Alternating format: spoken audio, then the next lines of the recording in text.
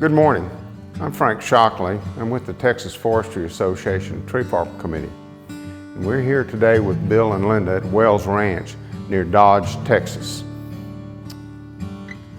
Could you tell me, when did you first get into tree farming?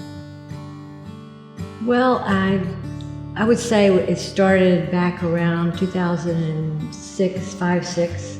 My father became interested in doing other things with the land here other than ranching and hunting.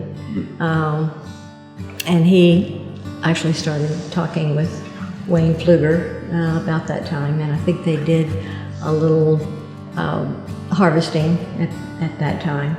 And then we started the program that we've been on since then, about 2007, 8, somewhere in there.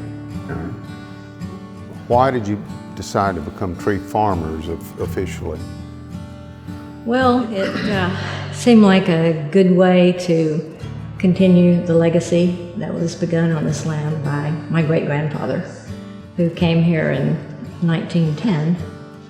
And his father subsequently acquired more property, and my father did as well. And as I said, they were ranchers back then, and there were a lot of trees here, so there was some tree farming, I guess, going on naturally.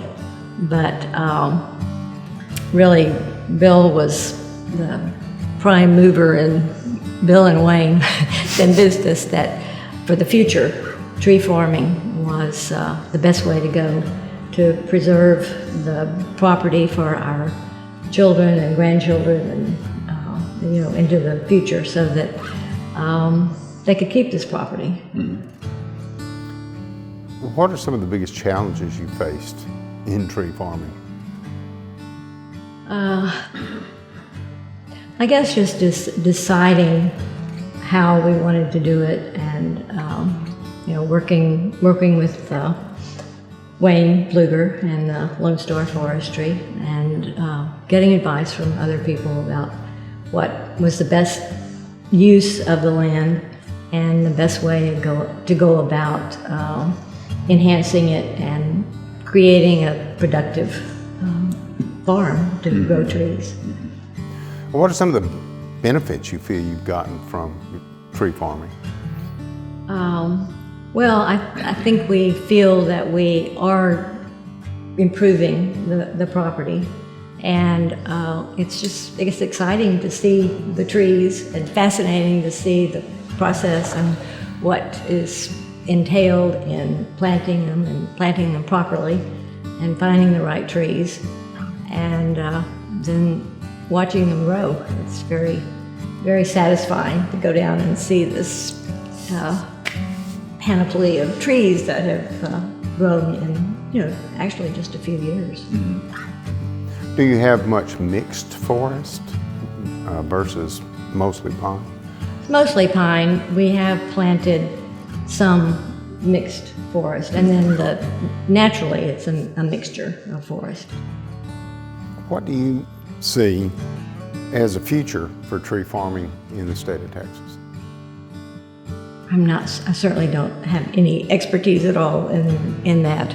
We don't, but we rely on the people who do. But obviously that's been a big industry in the state and in this part of the state forever, I guess, as long as it. So I assume that there's still a lot of that going on, and a lot of people like we are who are participating in these programs and trying to preserve the land and make it better.